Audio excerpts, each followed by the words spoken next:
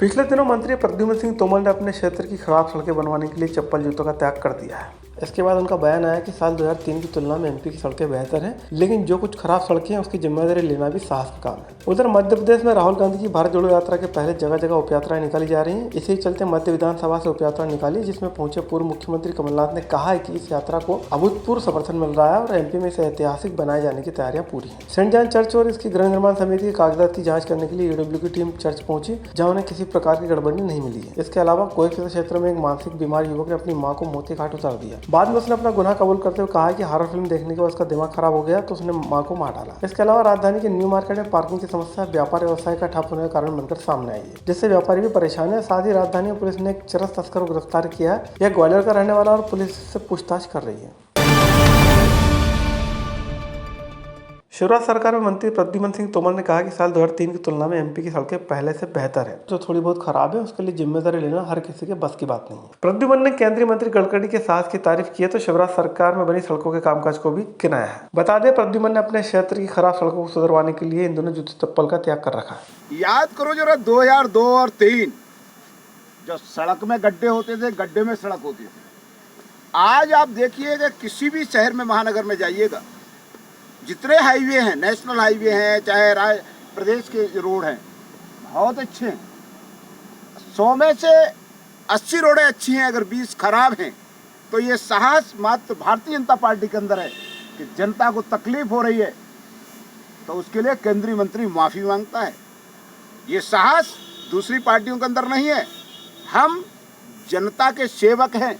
जनता की समस्याओं का समाधान करना हमारा दायित्व है। हमें जहाँ लगता है कि कुछ कमी है तो उन कमियों के लिए प्रशासनिक मशीनरी को कसते भी हैं। और आप देखिए वहाँ पर सरकार ने टेंडर निरस्त करके दूसरे टेंडर किए। आज काम तेज गति से सड़कों पर हो रहे हैं, ये आपकी समझ है। उधर मध्य प्रदेश में 20 नवंबर से भारत जोड़ो यात्रा का आगाज होना है, जिसके चलते ऐसे जिले जो इस यात्रा के रूट में शामिल नहीं है वहां उपयात्राएं निकाली जा रही हैं। इसी को लेकर गुरुवार को राजधानी भोपाल के मध्य विधानसभा से उपयात्रा निकाली गई, जिसमें शामिल पूर्व मुख्यमंत्री कमलनाथ ने कहा कि एमपी में इस यात्रा का अभूतपूर्व समर्थन मिले, इसकी तैयारी की गई है। अभी तक जहाँ से यात्रा गुजरी है जनता ने इससे बढ़ चढ़कर भाग लिया है। हमारी यात्रा पूरे प्रदेश में, मैं सोचता हूँ देश भर में सबसे सफल यात्रा रही। कोई समन्वय की कमी नहीं है।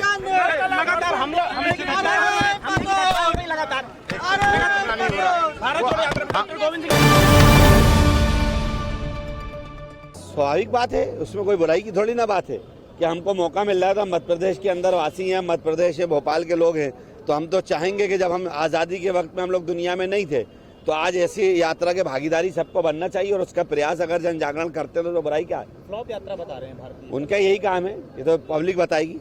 सेंट जॉन चर्च के संचालक पर धोखाधड़ी संबंधी कई मामले हाईकोर्ट तक पहुंचे, लेकिन बाद में कोर्ट ने जो फैसला दिया उसमें जिला रजिस्ट्रार सहित ईओडब्ल्यू को संस्था के साथ उपलब्ध कागजात की जांच करने के आदेश दिए थे। इसी चलते ईओडब्ल्यू ने गुरुवार को चर्च पहुंचकर कागजात जांच और चर्च की कार्यशैली और गृह निर्माण समिति कामकाज को दुरुस्त पाया है। देखिए, ये शिकायतकर्ता जो है ये चर्च के ही कुछ लोग ऐसे हैं जो कि एक्सकम्युनिकेट किए गए, निकाले गए हैं या है ही नहीं, सदस्य ही नहीं है।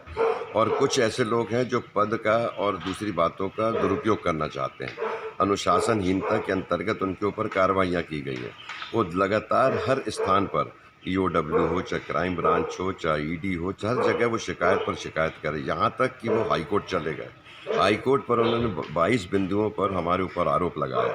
गुमराह करना चाह रहे हैं, बदनाम करना चाह रहे हैं। और हमारे इन सेवाओं को, सबसे मुख्य बात है कि वो लोग से जो कि संस्था के ही हैं और इस प्रकार की दुर्भावनापूर्ण कार्रवाई कर रहे हैं। कोईफिर क्षेत्र में एक मानसिक तौर पर बीमार युवक ने अपनी मां की बेरहमी से पिटाई कर हत्या कर दी। बाद में उसने बड़े भाई को गुमराह करने की कोशिश की। इस बीच रिश्तेदारों ने बड़े भाई पर हत्या का आरोप लगाया, लेकिन जब पुलिस ने जांच की तो छोटे भाई अब्दुल अहद फरमान ने अपना गुनाह कबूल कर लिया। उसने पुलिस को बताया कि मां द्वारा उसे पागल कहे जाने से वह नाराज था। इस बीच उसने हॉरर फिल्म देखने के बाद मां की पीट कर हत्या कर दी। अब्दुल अहद फरहान इसके द्वारा अपनी मां की मार पिटाई करके हत्या करना पाया गया। इसके द्वारा अपने बड़े भाई को बताया गया था कि मेरी मां छत से गिर गई है।